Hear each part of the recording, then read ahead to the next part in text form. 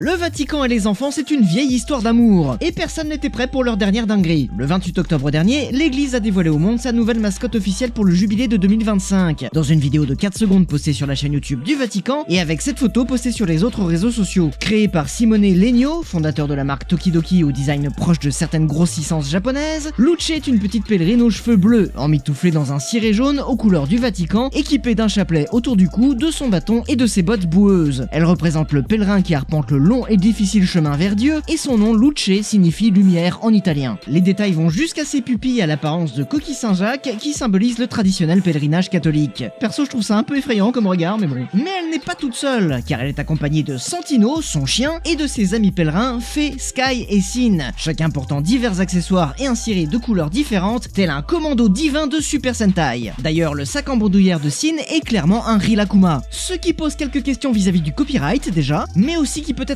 perçu différemment sur internet. Si vous avez vu ma vidéo sur un certain ours très célèbre, vous savez. Et là vous vous demandez peut-être, mais pourquoi le Vatican affiche désormais au grand jour son affection pour le lolicon? Eh bien sachez qu'il ne s'agit en aucun cas d'aveu ou bien d'une quelconque solution de substitution pour sevrer certains éléments de l'église de leur addiction aux jeunes enfants, mais plutôt d'un projet qui vise à intégrer l'église au sein de la pop culture. Et pour draguer les jeunes bien évidemment. Mais aussi pour représenter le Vatican lors du prochain festival de la BD à Lucques en Italie et lors de l'Expo 2025 à Osaka, histoire de s'adapter au public. L'annonce a un petit peu chamboulé tout le monde, ça a divisé l'opinion chez les fidèles qui s'insurgent contre son apparence très éloignée de l'iconographie chrétienne et trop proche de Greta Thunberg. Et surtout le comble du blasphème, c'est que Simone Legno est un soutien des communautés LGBT. Il a affiché régulièrement son soutien pour les Pride et a notamment coproduit une gamme de sex toys. Sai da frente, Satanás!